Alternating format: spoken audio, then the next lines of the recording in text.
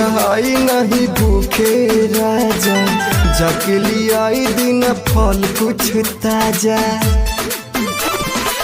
हमसे रहाई नहीं भूखे राजा, जाके लियाई दिन फल कुछ ताजा। जब ले पूजा ना होई कुछ खैबू ना, मैया के चुनरी चढ़ैबू ना, त सुन गोदी में ललनवा खेलैबू ना।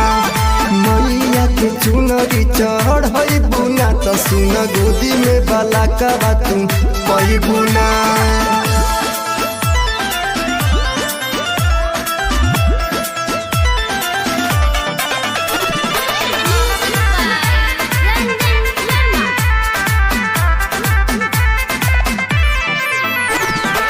हो गई सब तैयारी, मनवा गईल बहारी, होई पूजाई कैसे लागता बड़ी भारी। 9 दिन के त बात बाई रानी, पूजा कल घरे अइली महारानी। धनी ऐसन मौका कब पैबू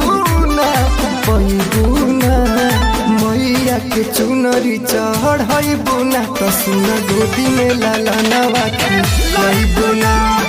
मैया के चुनरी चढ़ैबू ना, त सुन गोदी में ललनवा तू पैबू ना।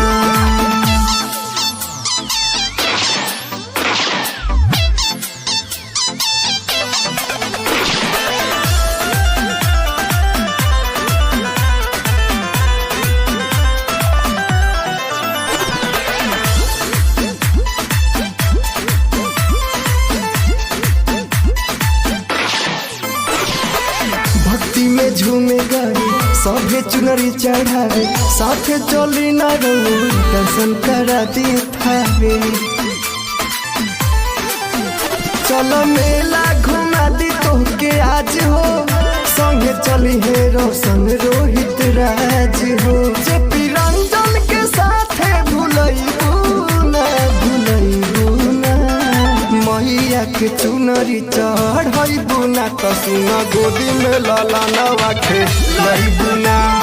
मैया के चुनरी चढ़ैबू ना, त सुन गोदी में बालकवा तू पैबू ना।